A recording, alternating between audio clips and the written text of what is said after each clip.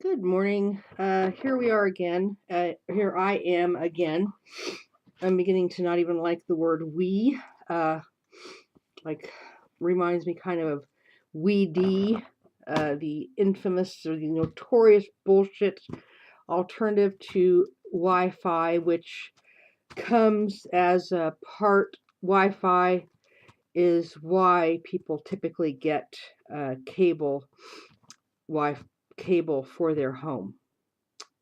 They call it Wi-Fi, and that is typically what one is looking for when they get a cable package, probably in addition to some cable TV. But if you're wanting to get on the internet um, with a computer or even a cell phone, maybe even a tablet or a personal computer or an Android device, Apple device, or anything, a lot of people think of getting online as being a Wi-Fi driven event. And, excuse me, um, but it's not for everyone. A lot of people don't want to go online, even as they are online in an offline way. And what does that mean? Okay.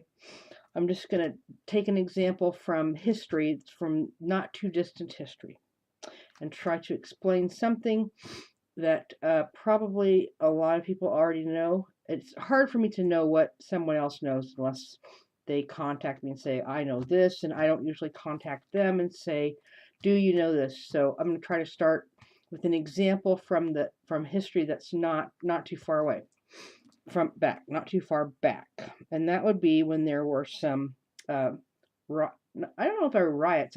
I think they were actually peaceful protests in hold on a second. Okay. My Asian studies is failing me right now because I'm sort of in a state of disgust, which is a typical way for me to be. A lot of people who do work with computers are often rather angry, rather nasty people. I'm not really that way, but I am today sometimes. So I'm gonna Googling is what an alternative to asking me a question. So if you don't want to ask me a question, and I've already said don't ever ask me a question, then one alternative would be to even if you were online, would be to Google for information, which is very easy to do. It just involves typing some text or characters into a small rectangular box on it's not the all access internet or the uh, Netscape or Mosaic. We don't use Mosaic anymore. Times change, and then we use a different product like Google or Bing. You can use Bing. I like Bing a lot. I use Bing. I don't use Bing browser because there is no such thing as a Bing browser in the real world. There is, of course, if you're an offline grifting rat face schmuck schlepping offline to your romance partner, whoever that one was that you chose for the day. So, anyway, I have Googled, as I said, Googled the umbrella movement. Now, what is the umbrella movement? Is it just a bunch of umbrellas in Hong Kong? No, it's not. It was a peaceful protest, and as often does happen with these types of situations, it didn't end all that well. It did not end all that well. And depending on where you were in the world, uh, you were sort of obligated uh, to react or write your opinion in a certain tone. So when dealing with, you need to make sure that that you are addressing your audience properly. So the umbrella movement was a series of sit-in street protests, often called the umbrella movement. It was the Hong Kong protests of 2014, and It is the Umbrella Revolution, and sometimes used interchangeably with Umbrella Movement, occurred in Hong Kong on 26 September to 15 December 2014. And the the reason that it was called the Umbrella Movement, I'm not going to really go from umbrella to actually what it was, but it was a type of technology that the students that were involved were using.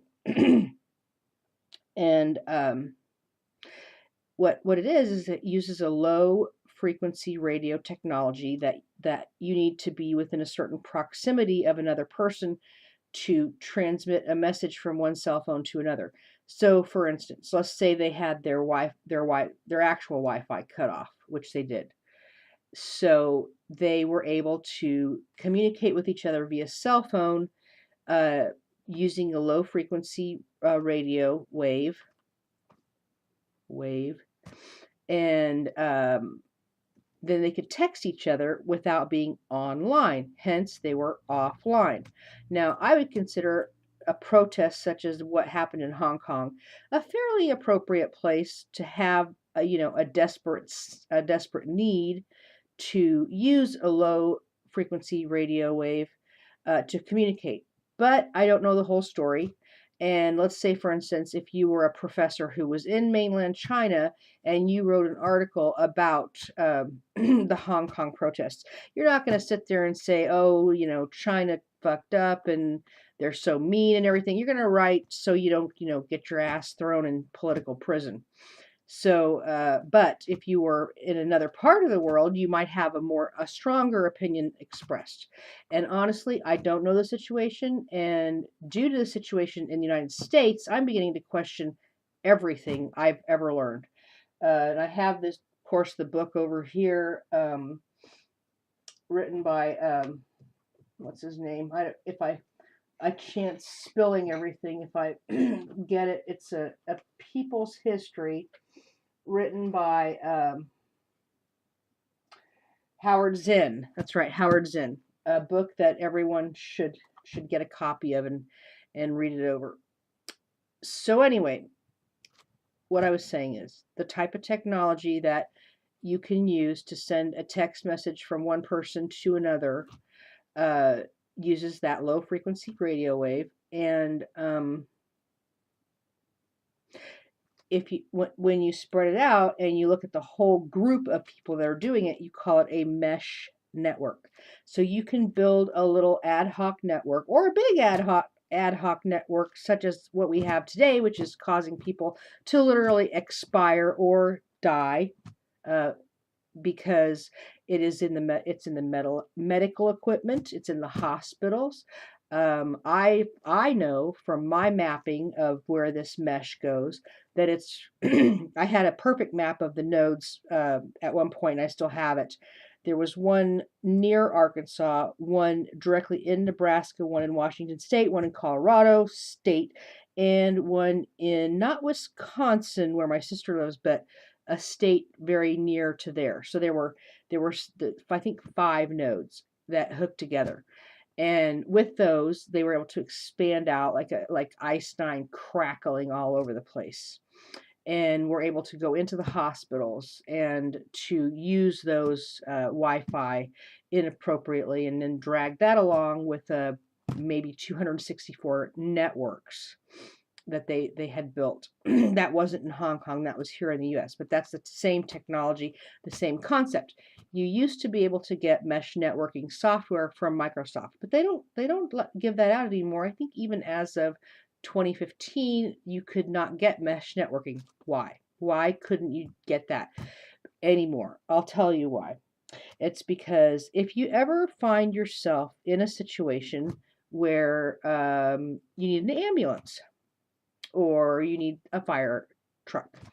If you're sitting there dicking around offline and using these low frequency radio waves to send text messages, and now even to just do whatever it is you do on the internet, to browse around, to find a date or a crush site, or a dating site, or a non-consensual relationship, you might be using a lo-fi radio wave to do that with a mesh network, which is now from all over the US, all up into Canada. And I guess for now, that's probably all I'm going to say. One of the things that really got my ire up this morning is that I'm trying to set a path for Java in on my computer, and I'm having a little bit of a hard time doing that. I actually know how to do it, but the paths are a little bit mixed up for my root. And oh, that's right. There was something I was going to say, something else besides about mesh networking, and that is that I had put a comment on my Twitter wall the other day about a side-by-side networking situation. Not networking situation. Side-by-side. S is in Sam, X is in X-ray, S is in Sam. And that I had some expertise in this area of side-by-side running of Windows of applications like iTunes, for instance. Okay. And that there was one other person in the world who was an expert in this field. He's a Chinese guy, and that's the truth. And I stated that he knows a lot more about this than I do. However, apparently someone took this as a challenge, thinking that it's a good thing to have a side-by-side situation. S is in Sam, X is in X-ray, S is in Sam. Well, guess what, dipshits? It's what you're trying to avoid. So someone came in onto my computer and literally installed a side-by-side folder.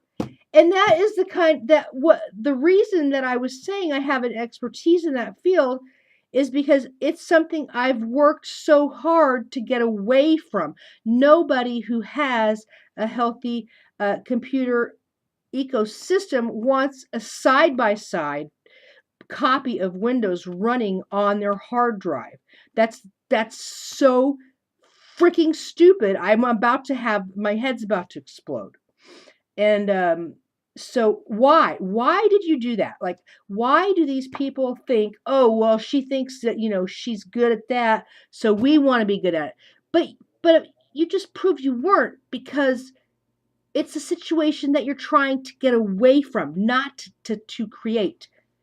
It's what happens when you reinstall your operating system and parts are left over and it breaks programs. Like, for instance, if you still have an instance of iTunes running in your side-by-side, it's going to fuck up the iTunes you have with your new Windows installation. So it wasn't like, hey, man, she does it, so let's do it too, so we can prove we're smart. Well, excuse me, you just blew it again. Side-by-side is what prevents programs from running on a new installation of Windows, because you have it stuck in a process in your old copy of Windows. So that's the two topics that I covered here, to just go back to, like, what I talked about here in my mono vlog is the mesh networking and the side-by-side installation of Windows that literally prevents you from running an application on a computer. And the other thing is, I was going to say one more thing, but I forgot. So I won't be making my new Gradle today for the Android development studio until I can figure out how to get a path for Java on this very messed up computer that for some reason a small they call it nonprofit organization here in town, for whatever reason, they need to experience all things through me and through my computer and through my medical equipment and through yours too, probably. So side by side, you had to have it, didn't you? Well, guess what? That's what everyone else is trying to get rid of. You dumb shits. Out.